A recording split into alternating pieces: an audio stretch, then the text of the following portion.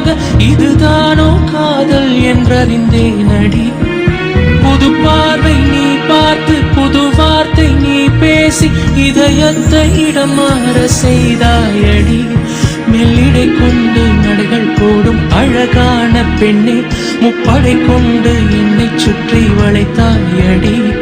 என் உறக்கத்தை திருடிச் சென்று உறவாடும் பூவே, உன் சிரிப்புக்குள் சிறை வைக்கிறாய்.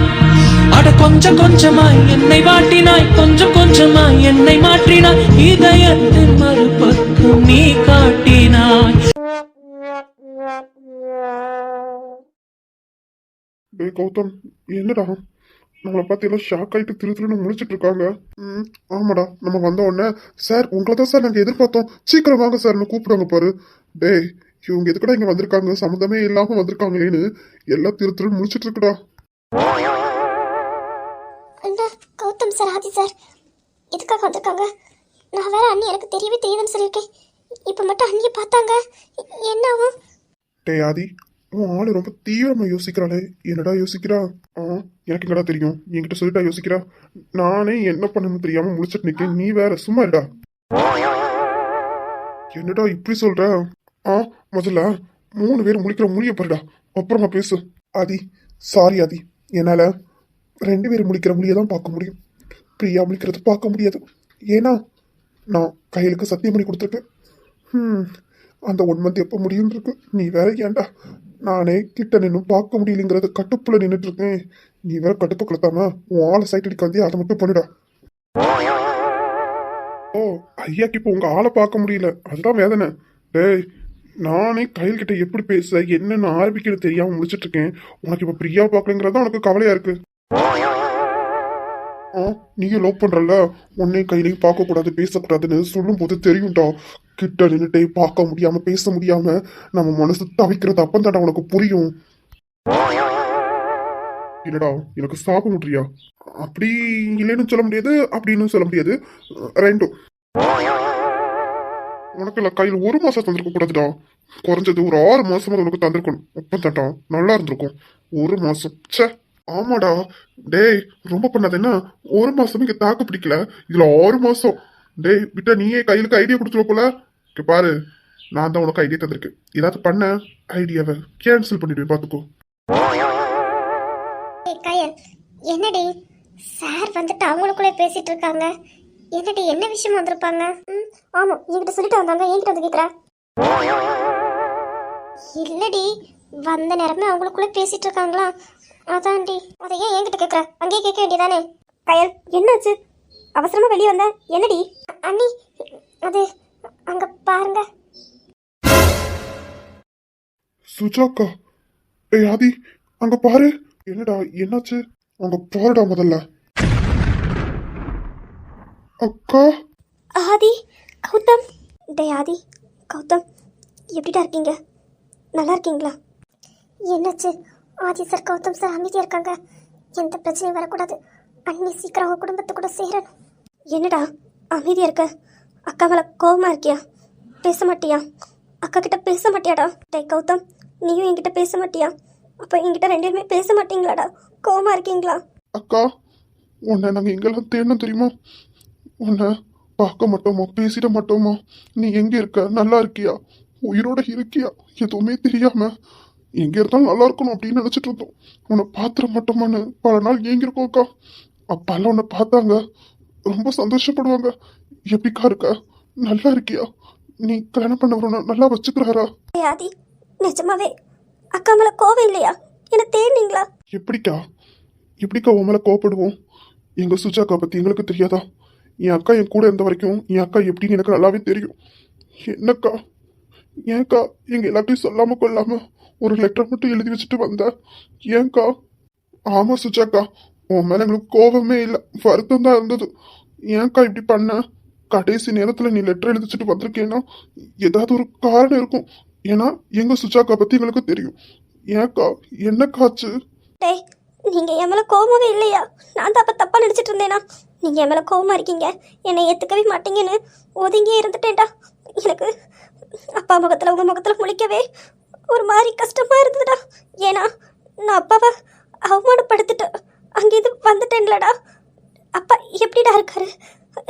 கையில் சொன்னா அப்பா முன்ன மாதிரி இல்லையாமே. அப்பாக்கு என்னடா ஆச்சு? அப்பாக்கு நீ போனதை தாங்கிக்க முடியல. அதான் அப்பா உடஞ்சு போயிட்டாங்க, முழுசா உடஞ்சு போயிட்டாங்க. முன்ன மாதிரி அந்த கம்பீரமே அப்பா கிட்ட இல்ல. அப்பா எனி டைமும் உன் போட்டோ வச்சுதான் தனியாக அழுதுட்டே இருப்பாங்க. அம்மா தான் திட்டி, இது ஏன் இப்படி பண்றீங்க அப்படின்னு இப்படின்னு உன் மேல கோபமா இருக்க மாதிரி அம்மாவும் திட்டி அப்பாவை சமாதானப்படுத்துவாங்க. அக்கா, நீ கல்யாணம் பண்ணிருக்கவரு உன்னை நல்லா வச்சிருக்காரு அக்கா. அக்கா நீ சந்தோஷமா இருக்கல, உனக்கு எந்த கஷ்டமும் இல்லல்ல, நீ சந்தோஷமா இருக்கல. டேய், அவர் தங்கமானவர்டா, தங்கமான மனுஷன். அவருக்கு யாருமே இல்லை என்னை தவிர.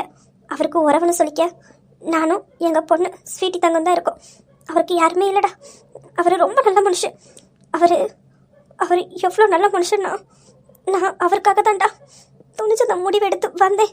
ரொம்ப ரொம்ப நல்ல மனுஷன், சொல்கிறதுக்கு வார்த்தையே இல்லை. என்னை எந்த அளவுக்கு பார்த்துப்பார் தெரியுமா? ரொம்ப நல்லா பார்த்துப்பார். நான் இவ்வளோ சந்தோஷமா இவ்வளோ நிம்மதியாக இருக்கேனா அதுக்கு காரணமே அவர் தான்டா. என்னை ரொம்ப நல்லா வச்சுருப்பாங்க. சம்டைம் அப்பா ஞாபகம் உங்கள் ஞாபகம் வந்து அழுதுட்டு இருப்பேன். எனக்கு அழகாக ஆறுதல் சொல்லுவாங்க. சீக்கிரம் உங்கள் அப்பா கூட நீ சேர்ந்துருவேன் அப்படின்னு ஆறுதல் சொல்லி என்னை குழந்த மாதிரி தூங்க வைப்பாங்க. ரொம்ப நல்ல மனுஷன். அப்புறம் எங்களை தாண்டி அவருக்கு இன்னொரு உறவுனா கையல் மட்டும்தான். கையல் அவங்களுக்கு கூட பிறந்த சொந்த தங்கச்சி மாதிரி. கையல் மட்டும் இல்லை, இந்த தனியா பிரியா இவங்களும் தான். ஆனால் அவருக்கு கையல்னா ரொம்ப பிடிக்கும். அவரோட கூட பிறந்த தங்கச்சி. அக்கா உன்கிட்ட நான் ஒன்னே கேட்கவா? எது கேட்குறதா இருந்தாலும் வீட்டுக்குள்ள வா. டே கௌதம் வாடா, உள்ள வந்து எதுனாலும் கேளு. நான் உனக்கு கேட்குற கேள்விக்கு நான் பதில் சொல்கிறேன், சரியா? உள்ள வாடா, வெளியவே நிற்க. டே கௌதம் வாடா. சரி சரி, நீ அழுறத பார்க்க முடியல, அழாதக்கா. இல்லை இல்லை, நான் இனிமேல் அழமாட்டேன். நீ உள்ள வா. டே கௌதம் வாடா உள்ள. அக்கா இப்ப சொல்லுக்கா, எனக்கு ஒன்று தான் தெரிஞ்சுக்கணும். ஏன்னா என் அக்கா ஒரு விஷயத்த பண்றானா கண்டிப்பா அது ஒரு நியாயமானதா இருக்கும். ஏக்கா, கல்யாண வேலையெல்லாம் நீங்க பண்ணுங்கன்னு சொல்லி கடைசி தாலி கட்டுறதுக்கும் அந்த முந்தின நாள் ராத்திரி ஏக்கா அந்த லெட்டர் எழுதி வச்சுட்டு போனீங்க. ஏன்க்கா, எனக்கு அதுக்கு மட்டும் விட தெரியணும். அது அப்பா என்ன கேட்காமலே அத்தைக்கு வாக்கு கொடுத்துருக்காங்க. சுஜாக்கும் வரலுக்கு தான் கல்யாணம் பண்ணு. அப்பா என்கிட்ட வந்து சொன்னாங்க. என்கிட்ட விருப்பத்தை கேட்கல. ஆனால் அப்பா அவங்க விருப்பத்தை என்கிட்ட சொன்னாங்க. நான் ஒத்துப்பேங்கிற நம்பிக்கையில் தான் அப்பா என்கிட்ட வந்து சொன்னாங்க. நானும் அப்பாக்காக சம்மதிச்சேன். இரு மனசாக தான் சம்மதிச்சேன். அப்புறமா இவங்க கிட்ட வந்து பேசினேன். இவங்க சொன்ன ஒரே வார்த்தை, இங்கே பாரு சுஜா, எனக்கு தான் யாருமே இல்லை, உனக்கு எல்லாருமே இருக்காங்க. உறவை இழந்துடாத. அப்பா பார்த்த பையனே கல்யாணம் பண்ணிக்கோ. நீ வாழ்க்கையில் சந்தோஷமாக இருப்ப. நான் எந்த தொந்தரவும் பண்ணவும் மாட்டேன். நீ என்னை ஏமாத்திட்டேன்னு உன்னை நான் எதுவும் சொல்லவும் மாட்டேன். நீ சந்தோஷமாக உன்னோட வாழ்க்கையை ஆரம்பின்னு எனக்கு சொன்னாங்க. ஆனால் என்னால் தான் ஏற்றுக்க முடியல. என்னை கன்வின்ஸ் பண்ணாங்க. நானும் எவ்வளவு சொன்னேன், உங்களுக்கு நான் மட்டும்தானே இருக்கேன், ஏங்க இப்படி சொல்கிறீங்க, அப்பா கிட்ட வந்து பேசுங்கன்னு. இல்லை சுஜா, உனக்கு அப்பா கண்டிப்பாக நல்லது தான் பார்த்துருப்பாங்க. இத்தனை வருஷம் வளர்த்து அவங்களுக்கு தெரியாதா உனக்கு எது நல்லது கெட்டதுன்னு என்கிட்ட சொல்லி புரிய வச்சாங்க.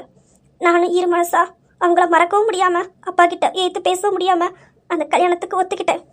அப்போ தான் நான் அப்பா கிட்ட சம்மதம்னு சொல்லி அப்பா கல்யாண ஏற்பாடெல்லாம் தடப்படலாம் பண்ணிட்டு இருந்தாங்க. வரலுக்கும் எனக்கும் எல்லாமே ஓகே, கண்டிப்பாக எல்லாம் மாறும் அப்படின்னு நானும் மனசை கல்லாக்கிட்டு தான் இருந்தேன். கல்யாணத்துக்கு அப்புறம் எல்லாம் சரியாயிடும் அப்படின்னு மனசை கல்லாக்கிட்டு இருந்தேன். என்னமோ தெரியல, மனசுக்குள்ளே ஒரு மாதிரி நெகடலாகவே இருந்தது. மனசு கேட்கவே இல்லை. கல்யாணத்துக்கு முதல் ராத்திரி தான் உன் மாமாவுக்கு அவங்களுக்கு கால் பண்ணேன். கடைசியாக பேசிடுவோம் அப்படின்னு கால் பண்ணி, எனக்கு விடிஞ்சா கல்யாணம், நான் ஒருத்தனை கல்யாணம் பண்ணிவிட்டு செட்டில் ஆக போகிறேன், நீங்களும் இன்னொருத்தங்களை கல்யாணம் பண்ணிவிட்டு உங்கள் வாழ்க்கையில் செட்டில் ஆகணும்னு அவங்கக்கிட்ட கேட்டேன். அதுக்கு ஒரே வார்த்தை சொன்னாங்க. அவங்க சொன்ன பதில், இல்லை சுஜாமா, இந்த 5 வருஷம் உங்களோட பழகிருக்கேன். இந்த 5 வருஷமாக ஒன்றை மட்டும்தான் என் மனசுக்குள்ளே சுமந்திருக்கேன். எனக்கு எல்லாமா நீ இருந்திருக்க, போதும், இந்த வாழ்க்கை எனக்கு போதும். நானும் என்னை மட்டும் கல்யாணம் பண்ண சொன்னீங்க, நீங்கள் இப்படி இருக்க போகிறீங்களான்னு கேட்டேன். அதுக்கு, இல்லை சுஜா, ஒன்று நினச்ச மனசில் என்னால் யாரையும் நினைக்க முடியாது. உங்க கூட இந்த 5 வருஷம் நான் வாழ்ந்திருக்கேன், போதும், எனக்கு இந்த வாழ்க்கை போதும். என்னோட ஆயுசு முடிந்த வரைக்கும் நான் பிறக்கும் போதும் அனாதை தான், போய் சேரும்போதும் அனாதை தான். அதுக்காக உன்னை நான் பிளாக்மெயில் பண்ணுவேன், உன்னை தொந்தரவு பண்ணுவேன் எல்லாம் நீ நினச்சிடாத. எப்போவுமே உன்னோட லைஃப்பில் நான் வரமாட்டேன். தூரத்தில் இருந்து நீ வாழ்கிறத பார்த்து சந்தோஷப்படுவேன், அது போதும். நீ சந்தோஷமாக வாழணும், உன்னோட குடும்பம் உன்னோட எல்லாரோடையும் நீ ரொம்ப சந்தோஷமாக இருக்கணும், அது மட்டும்தான் எனக்கு வேணும்னு சொல்கிறாங்க. எப்படிடா அந்த மனுஷனை நான் விட முடியும் சொல்லுடா? அவருக்கு யாருமே இல்லை, நான் தான் இருக்கேன்னு நம்பிக்கை கொடுத்தது. கடைசி நேரத்தில் உனக்கு யாருமே இல்லை, நீ சாகும்போதும் அனாதை தான் அப்படின்னு சொன்னால் எப்படிடா இருக்கும்? அதான் எனக்கு மனசு கேட்காம நான் தான் அவங்கள வர சொன்னேன். அவங்க எவ்வளவோ, வேண்டாம் சுஜா, நீ பண்ணுறது தப்பு, உன் அப்பாவுக்கு நீ துரோகம் பண்ணுற, உன் குடும்பத்துக்கே நீ துரோகம் பண்ணுற, முதுகில் குத்துற, வேண்டாம் சுஜா நீ எவ்வளவோ சொன்னாங்க. நான் தான் கேட்கவே இல்லை. நீங்கள் வாரீங்களா? இல்லை, கல்யாணம் நடக்க பதிலா என்னோட இறுதி சடங்குக்கு வாரீங்களான்னு ஒரு கேள்வி தான் கேட்டேன். அப்பதான் சரி வான்னு என்னை கூட்டிட்டு போனாங்க. அதான் என்னை நீங்கள் தேடக்கூடாதுல்ல, அதுக்காக தான் நான் அந்த லெட்டரையுமே எழுதி வச்சேன்டா. சொல்லுடா, நான் பண்ணது தப்பா? என்னக்கா சொல்ற? அப்ப ஏக்கா இதை முன்னாடியே அப்பா கிட்ட சொல்லியிருக்கலாமேக்கா? அப்பாவே சந்தோஷம் உங்க கல்யாணத்தை நடத்தி வச்சிருப்பாரு. அப்பாக்கு இந்த காசு பணம் எதுவுமே பெருசு இல்லையக்கா. ஏன்க்கா சொல்லியிருக்கலாம்ல? இல்லடா, அவருக்காக பேச யாருமே இல்லடா. அதான் அப்பா கிட்ட சொல்லலை. இப்போ சொல்லுடா, நான் அந்த முடிவெடுத்தது தப்பாடா? எப்படிடா இந்த மனுஷனை என்னால் விட்டு கொடுக்க முடியும்? எப்படிடா அந்த மனுஷனை காலத்துக்கும் அள வச்சுட்டு எப்படிடா நான் மட்டும் வாழ முடியும்? ஆனால் ஒன்று சொல்கிறேன்டா, வருணை கல்யாணம் பண்ணியிருந்தேனா கண்டிப்பாக வருண் கூட நான் வாழ்ந்திருக்க மாட்டேன்டா. சத்தியமாக சொல்கிறேன், வாழ்ந்திருக்க மாட்டேன். என் உயிர் போயிருக்குண்டா. அக்கா ஏக்கா சரி அதெல்லாம் முடிஞ்சிட்டல. இப்ப நீ நல்லா இருக்கல, அது போதும். அக்கா நீங்க கல்யாணம் பண்ணிருக்கீங்கல்ல, அவங்க என்னக்கா பண்றாங்க? அவங்க டாக்டர்டா, கார்டியோ ஸ்பெஷலிஸ்ட். சொந்தமாக ஒரு ஹாஸ்பிட்டல் இருக்கு, எஸ்ஏ ஹாஸ்பிட்டல். எனக்கா சொன்ன? அப்போ டாக்டர் அருண் கார்டியல் ஸ்பெஷலிஸ்ட் அவரா? ஆமாடா. அக்கா அங்கதான் யாழ்னி ட்ரைனிங் டாக்டரா ஒர்க் பண்ணிட்டு இருக்கா. அப்புறம் அது மட்டும் இல்ல, அங்க அருண் டாக்டர் கிட்ட தான் அப்பாயின்மெண்ட் வாங்கி அப்பாவை செக்கப்புக்கு கூட்டிட்டு போனான். அப்பாவுக்கு எதுவுமே இல்லைன்னு, எந்த பிரச்சனையும் இல்லைன்னு சொன்னதே அருண் டாக்டர் தான். ஆனா அவர் தான் உன்னோட ஹஸ்பண்டா? நம்பவே முடியல. நிஜமாவே வா? என்னடா சொல்ற? என்ன ஆதி சார், ஏதோ சந்தேகமா கேக்குறீங்க? எங்க அண்ணி பொய் சொல்ற மாதிரி. டேய் ஆதி, கையில் பேச்ச பத்தியா? அன்னைக்கு நம்ம கிட்ட அவ்வளோ பேச்சு பேசும்போதே நம்ம சந்தேகப்பட்டது சரியா இருக்கு பத்தியா? அந்த அண்ணி நம்ம சுஜாக்கா தெரியுமான்னு கேட்டதுக்கு தெரியவே தெரியாதுன்னு எவ்வளோ அழகா பேசினான். இப்போ புரியுதா எதுக்காக நம்ம அக்காவுக்கு அவ்வளோ சப்போர்ட் பண்ணான்னு? எனக்கு அப்பவே சந்தேகம் இருந்தது, உங்ககிட்ட சொல்ல தானே செஞ்சேன். எவ்வளோ அழகா தெரிஞ்சுக்கிட்டே தெரியாத மாதிரி நம்ம அக்காவே சப்போர்ட்டா பேசுறாங்களா? அவங்க பக்கம் ஏதாவது நியாயம் இருக்குல்ல, அதை கேட்கலாமே, ஏன் தேடலன்னு. இருடி, உனக்கு பிறகு பெரிய கச்சேரியா வைக்கிறேன். கயல் மேடம், நாங்க நம்பாமல இல்ல, எங்க அக்கா என்கிட்ட போய் சொல்ல மாட்டா. எங்களுக்கு நம்பிக்கை இருக்கு. ஓகே? ஏய் கயல், ஆதி சார் பேச்ச பத்தி அடி. கேட்டேன்டி. டேய் ஆதி, எப்படிடா கரெக்டா இங்க வந்த? அது இல்லக்கா, கயல் ஸ்வீட்டி தங்கத்தை அன்னைக்கு வீட்டுக்கு கூட்டிட்டு வந்தாலாம். ஸ்வீட்டி தங்கம் எங்கிட்ட நல்லா பேசி பழகுனா. அவளை மிஸ் பண்ணோம், அதான் அவளை பார்க்கலான்னு வந்தோம். வந்த இடத்துல ஸ்வீட்டி தங்கம் எங்களோட அக்கா பொண்ணுன்னு தெரிஞ்சு போச்சு. ஓய் ஸ்வீட்டி தங்கம், இங்க மாமாட்ட வாங்க. அச்சோ அக்கா, உன்னை பார்த்ததுல நாங்க யாரை பார்க்க வந்தோமோ அவங்களையும் மறந்துட்டோம். ஓய் ஸ்வீட்டி தங்கம், இங்க மாமா கிட்ட வாங்க. ஆமா ஆமா, கயல் அப்பதான் சொல்லிட்டு இருந்தா. அப்பதான் தனியா வெளியே வந்து பாருங்கன்னு சொல்லிட்டு இருந்தா. ஓ சரி சரி. டேய், அவ யாருக்கும் அடங்க மாட்டா, கயலை தவிர. எனக்கா சொல்ற? அப்படியெல்லாம் எங்க ஸ்வீட்டி தங்கம் சேட்டை செஞ்ச மாதிரி இல்லையே. ஸ்வீட்டி தங்கம், மாமா கிட்ட ஓடி வாங்க. மாமா உனக்கு எவ்வளவு டாய்ஸ் வாங்கிட்டு வந்துருக்கேன். ஓடி வாங்க ஓடி வாங்க. நீ இப்பதானே பாக்குற, போக போக உனக்கே தெரியும். சின்ன குழந்தைன்னா அப்படிதான் இருக்கும். வாங்கடி தங்கம், மாமா கிட்ட ஓடி வாங்க. மாமா தான், இங்க வாங்க, மாமா கிட்ட வாங்க. என் செல்ல பிள்ளை, என் அக்கா பெத்த தங்க பிள்ளை. நீ அக்கா பிள்ளையா? என் அக்கா செல்லம்மா, உனக்கு நான் தாய் மாமன். நீ இப்படி ஒத்தி இருக்கானே எங்களுக்கு தெரியாது. சாரி தங்கம். ஆமா ஆமா, அதனாலதான் தேடி கண்டுபிடிச்சிட்டாங்க. அது இப்ப என்ன, நாங்க தானே கண்டுபிடிச்சிருக்கோம். ஏன் நீயா சொன்ன? இல்லல அக்கா, இவகிட்ட தெரியுமான்னு கேக்குறேன். எனக்கெல்லாம் உங்களுக்கு யாருன்னே தெரியாது அப்படின்னு. ஆனா அந்த இடத்துல உனக்கு தாக்கா ரொம்ப சப்போர்ட் பண்ணா. நீங்க வர்க்க முடியாதாண்டா என்கிட்ட சொல்லிட்டு இருந்தா. உங்க ஃபேமிலியை பார்த்தேன், உங்களை அப்பா கூட நான் சேர்த்து வைப்பேன்னு என்கிட்ட சொல்லிட்டு இருந்தா. அப்பதான் நீங்களும் வந்தாலும் தனியாக வந்து சொன்னா. நான் யாரோன்னு தான் நினச்சி வந்து பார்த்தேன். அப்பதான் நீங்க. ஆனா ரொம்ப சந்தோஷம்டா, உங்களை பாத்திர மாட்டேன்னு பல நாள் ஏங்கிருக்கேன். உங்களை கடைசியில் பார்த்துட்டேன். இன்னைக்கு உங்க முன்ன இந்த சுஜா உயிரோட இருக்கானா, அதுவும் கையிலால தான்டா. நானும் ஸ்வீட்டி தங்கமும் உயிரோட இருக்க காரணமே கையில் மட்டும்தான். கையில் இல்லைனா இன்னைக்கு நாங்கள் 2 பேருமே உயிரோடவே இருந்திருக்க மாட்டோம். அண்ணி என்ன நீ, நான் இதை பற்றி பேசக்கூடாதுன்னு சொல்லியிருக்கேன். இல்லை நீங்கள் இதை பேச்ச விடுங்க, அதெல்லாம் பேச வேண்டாம். ஆதி சார், நீங்கள் ஸ்வீட்டி தங்கத்தை பாருங்க. இல்லை கை, சொல்லிதான் ஆகணும். நீ பண்ணதை சொல்லிதான் ஆகணும். இன்னைக்கு இந்த சுஜாவும் சுஜா பெத்த பொண்ணும் உயிரோட இருக்கிறது காரணமே நீ ஒத்தி தானடி. டே ஆதி, இங்கே நான் இவகிட்ட அந்தளவு பேச மாட்டேன்டா. எனக்கு யார்கிட்டையும் பேசுறது பிடிக்காதுல்ல, யார்கிட்டையும் பேசலை. என் பாட்டு அமைதியாக தான் இருப்பேன். வெளியே கார்டனில் தண்ணி வித்துட்டு இருக்கும்போது என்கிட்ட வந்து பேச வருவா. நான் தான் அவள் கேட்குறதுக்கு மட்டும் பதில சொல்லிட்டு மூஞ்சி கொடுத்து கூட பேச மாட்டேன். என் பாட்டு வீட்டுக்குள்ளே வந்துடுவேன். அப்போ தான் ஒரு நாள் இவங்க ஒரு அர்ஜென்ட்டு ஆப்ரேஷனுக்காக வெளியே போயிருந்தாங்க ஃபாரினுக்கு. யாருமே இல்லை, தனியாக இருந்தேன். நான் நிற மாசமாக இருந்தேன். போகும்போதே கையில் கிட்ட சொல்லிட்டு தான் போயிருக்காங்க. கையில் அவங்களும் அப்போவே நல்லா பேசுவாங்க, அண்ணன் தங்கச்சி மாதிரி. அதனால கையில் கிட்ட சொல்லிட்டு தான் போயிருக்காங்க. அதனாலேயே கையில் அப்பப்போ என்கிட்ட வந்து கேட்பா, அக்கா எப்படி ஓகேவான்னு. நானும் நான் நல்லா தான் இருக்கேன், எனக்கு எந்த பிரச்சனை இல்லை, நீ உன் வேலையை பாருன்னு தான் சொல்லி விடுவேன். அப்போ தான் அன்றைக்கி நைட்டு அவங்கக்கிட்ட அப்போ தான் பேசிட்டு ஃபோனை வச்சேன். நல்லா தான் இருந்தேன். திடீர்னு எனக்கு வலி எடுக்க ஆரம்பிச்சிட்டு. கையில் எப்போவுமே என்ன 2-3 வாட்டி வந்து பார்த்துட்டு போவா. அவள் தூங்கும் முன்னையும் அதுக்கு முன்னே 2 வாட்டி வருவா. அப்போ தான் நைட்டு 10 மணி இருக்கும். எனக்கு நல்ல வலி தாங்க முடியல. நானும் சூட்டு வலியாக இருக்குன்னு அந்த வலியோட சீரக தண்ணி அது இதுன்னு குடிச்சேன்டா. கேட்கல, வலி அதிகமாகிட்டே இருந்தது. என்னால் மூச்சிட முடியல, ரொம்ப கஷ்டமாக இருந்தது. எனக்கு திடீர்னு ஃபிக்ஸும் வந்துட்டு, வலி அதிகமாக எனக்கு ஃபிக்ஸ் வந்துட்டு. நான் வலியிலையும் ஃபிக்ஸ் வந்து துடிச்சிட்டு படுத்து கிடந்தேன் கிச்சனில். கையில் என்ன பார்க்க எதிர்ச்சியாக தான் வந்தான். அப்போ தான் என்ன அந்த பார்த்த மறு செகண்ட் எதுவுமே யோசிக்கல. ஆம்புலன்ஸு கூட கால் பண்ணலை. பக்கத்தில் ஒரு ஆட்டோ டிரைவரானா இருக்காங்க, அவங்கள கூட்டிகிட்டு வந்து உடனே என்னை ஹாஸ்பிட்டலுக்கு கூட்டிகிட்டு போனாடா. ஒரு பொண்ணா என்ன அப்போ பிரியாவும் தனியாகவும் இல்லை, தனியாவும் பிரியாவும் அவங்க ஊருக்கு போயிருந்தாங்க. கையில் மட்டும்தான் இருந்தா. என்னை ஒத்தையில் ஹாஸ்பிட்டலில் கொண்டு அட்மிட் பண்ணி எல்லா ஃபார்மாலிட்டிஸுமே அவள் தாண்டா பார்த்தா. சைன்லேருந்து எல்லாமே அவள் தான் பார்த்தா. அவங்க முக்கியமான ஆப்ரேஷனுக்கு உள்ளே போயிட்டாங்க, அவங்களுக்கு கால் பண்ண முடியல. எல்லாமே அவள் தான் பார்த்தா. இன்றைக்கி நான் உயிரோடு இருக்கேன்னா அதுக்கு காரணமே அவள் தான். அது மட்டும் இல்லைடா, எனக்கு டெலிவரி ஆகி நான் வீட்டுக்கு வந்ததுக்கப்புறமும் எனக்கு நைட்டு ரொம்ப நேரம் முழிச்சிருக்கக்கூடாது. பாப்பாவையும் பார்த்துக்கணும். அவங்களும் ஹாஸ்பிட்டல் போயிட்டு டயர்டாக வருவாங்க. எனக்கு தாய்க்கு தாயாக இருந்து ஸ்வீட்டி தங்கத்தை அவள் தாண்டா பார்த்துக்கிட்டா. இன்ன வரைக்கும் அவள் தான் ஸ்வீட்டி தங்கத்தை பாப்பா. தூங்க வைக்கிறது எல்லாமே அவள் தான். ஸ்வீட்டி தங்கம் எங்ககிட்ட இருக்கத்தோடையும் அவகிட்ட தாண்டா அதிகமாக இருப்பா. சொல்லப்போனா ஸ்வீட்டிக்கு அவள் இன்னொரு அம்மா மாதிரி. அக்கா என்னக்கா சொல்ற? ஆமாடா, கையில் ரொம்ப நல்ல பொண்ணு. எனக்கு இன்னொரு அம்மா மாதிரி. அம்மா இல்லாத குறைய தீர்த்ததே அவள் தாண்டா. அதனாலேயே அவங்களுக்கு இவள்னா ரொம்ப பிடிக்கும். சொந்த தங்கச்சியை தான் பார்த்துட்டு இருக்காங்க. ஏன் அவளை அவங்க அம்மா கிட்டேருந்து என் தங்கச்சியை தத்தெடுக்கிறேன்னு தத்து எடுத்துட்டாங்க. இன்ன வரைக்கும் அவள் இவங்க கண்ட்ரோலில் தான் இருக்கா. இவங்க என்ன சொன்னாலும் அவளும் கேட்பா, அவள் என்ன சொன்னாலும் அவங்களும் கேட்பாங்க. அதனால் அப்படியே போயிட்டுருக்கு. அவங்களுக்கும் இவளால் ஒரு ஃபேமிலி கிடச்சிட்டு அவங்க அம்மா அப்பாவும் இவங்கள அவங்க சொந்த பிள்ளையாக தான் பார்ப்பாங்க. டேய் ஆதி, கையில் எவ்வளோ நல்ல பொண்ணா இருந்திருக்கா. சத்தியமாக சொல்கிறேன், கையில் மட்டும் மிஸ் பண்ணிடாத. உனக்கு கரெக்டாக இருப்பாடா கையில். நான் எப்போவுமே அவளை மிஸ் பண்ண மாட்டேன். எனக்கு பொண்டாட்டினா அது கையில் மட்டும்தான். இல்லையோடியா ஸ்வீட்டி தங்கம், உனக்கு கையில் அத்தையா வேணுமா வேண்டாமா? சரிக்கா, மாமா எப்போ வருவாங்க? இனிமே தாண்டா கால் பண்ணி சொல்லணும். நீங்கள் வந்தெல்லாம் மறந்துட்டேன். இருடா, கால் பண்ணி கேட்குறேன். வர டைம் தான். அண்ணி நான் அப்போவே அண்ணாக்கு மெசேஜ் போட்டுட்டேன். அண்ணா வந்துட்டு இருக்காங்க, நீங்கள் கால் பண்ண வேண்டாம். சரிடி கையல். டேய் இருடா, காஃபி போட்டு கொண்டு வரேன். எனக்கு காஃபியா? அக்கா வேண்டாக்கா, வேண்டாம். டேய் நான் காஃபி நல்லா போடுவேன்டா. முன்ன மாதிரியெல்லாம் இல்லை, நான் காஃபி நல்லாவே போடுவேன். அதுவும் கையில் சொல்லி கொடுத்தது. நான் காஃபி நல்லாவே போடுவேன், வேணா கேட்டுப்பாரு. ஆமாம், எங்கள் அண்ணி காஃபி நல்லா போடுவாங்க. எங்கள் அண்ணியோட காஃபிக்கு நானும் பிரியாவும் அடிமை.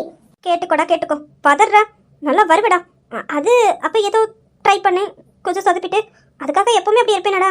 டேய் எனக்கு கல்யாணம் முடிச்சிட்டுடா. என் புருஷனுக்காக நான் நல்லா சமைக்கணும்ல, அதனால கற்றுக்கிட்டேன். அக்கா நீங்க சொல்றத நம்பி சாப்பிடலாமா? அதெல்லாம் தாராளமாக சாப்பிடலாம். என் அண்ணி நல்லா சமைச்சிருப்பாங்க, நம்பிக்கையாக சாப்பிடலாம். டேஸ்ட்டு பக்காவாக இருக்கும். ஒரு நேரம் சாப்பிட்டீங்கன்னா திரும்ப என் அண்ணி கையால் தான் சாப்பிடணும்னு தோணும். ஏன்னா அன்னிக்கு சமையலை சொல்லி கொடுத்ததே எங்கள் கையில் தான். ஆமாடா, எனக்கு தான் சமைக்க வராதே, உங்களுக்கு தெரியுங்களா. ஏதோ எனக்கு தெரிஞ்சதை சமைச்சு கொடுப்பேன். அவங்களும் எதுவும் சொல்ல மாட்டாங்க, சாப்பிட்டுட்டு போவாங்க. சம்டைம் அவங்க தாண்டா சமைப்பாங்க. சமைச்சு வச்சுட்டு அவங்க ஹாஸ்பிட்டல் கிளம்புவாங்க. அப்புறம் கையல்கிட்ட பேசினதுக்கப்புறம் தான் கையில் எனக்கு சமையலெல்லாம் சொல்லி கொடுத்தா. டேய் கையில் செமையாக சமைப்பாடா. ஏன் சமையலோட கையில் சமையல் தான் பக்காவாக இருக்கும். அப்பனா நம்பி சாப்பிடலாம். என்ன சொல்லி கொடுத்தது கையல் மேடம் ஆச்சே, இல்லையா கையல்? டேய் போதுண்டா சொல்லி விட்டது. அக்கா இருக்காங்க பார்த்து. பொறாமையில பொங்காதடா. பொறாம இருக்காதா? வயிற்றுச்சலா இருக்கு. உனக்கு என்ன? உனக்கு எந்த கண்டிஷன் இல்லை, ஆனா எனக்கு 1 மாசம். சரிடா சரி, விடு பார்த்துக்கலாம். சுஜாமா இந்த அவங்களே வந்துட்டாங்க. ஆமா என்னாச்சு? கையில் அர்ஜென்ட்டா கிளம்பி வீட்டுக்கு வாங்க அண்ணான்னு மெசேஜ் பண்ணிருந்தா. என்ன கையல் நீ இங்கே தான் இருக்கியா? என்னம்மா எதுக்குமா உடனே வர சொன்ன? உனக்கு உடம்புக்கு ஒன்றும் இல்லைம்மா, ஏதாவது பண்ணுதா? டேய் பரவாயில்லடா, நம்ம அக்காவை நல்லா தான் இவர் பார்த்துக்கிறாரு. அவர் பேச்சிலே தெரியுது. நம்ம 2 இங்கே குத்துக்கெல்லாம் உட்காந்துருக்கோம். நம்மளை அவருக்கு கண்ணுக்கு தெரியுதா பாரு. பொண்டாட்டிகிட்ட தான் பேசிட்டு இருக்காரு. பரவாயில்ல. பார்த்தேன்டா, மாமா அக்கா மேலே வச்சிருக்க காதல் தெரியுதுடா. வந்த வரத்தோட யாருமே அவருக்கு கண்ணுக்கு தெரியல. அவரோட பொண்டாட்டி மட்டும்தான் அவருக்கு கண்ணுக்கு தெரியுது. அக்கா கொடுத்து வச்சுவ. இப்படிப்பட்ட மனுஷனுக்காக என்ன வேணா பண்ணலாம். ஏங்க எனக்கெல்லாம் ஒன்றும் இல்லை. அங்கே பாருங்க, தம்பிங்க வந்திருக்காங்க. ஆமாண்ணா, ஆனா சுஜானியை தான் தேடி வரல, அவங்க வந்த விஷயம் வேற. ஆனா வந்த இடத்துல அண்ணிய பத்தி அவங்க அக்கான்னு கண்டுபிடிச்சிருக்காங்க. மத்தபடி அண்ணிய தேடி தான் வந்தாங்களானா இல்லனா வந்த இடத்துல எதாச்சும் மீட் பண்ணிட்டாங்க. டேய் கையில் நம்மள ரொம்ப ஓட்டுறாடா. விடுடா விடுடா பாத்துக்கலாம். என்னங்க இந்த உட்காந்துருக்கான்ல இவன் ஆதி, அந்த சைடு உட்காந்துருக்கவன் கௌதம். இவங்க 2 பேரும் என்னோட தம்பிங்க. ஆமா ஆமா தம்பிங்க.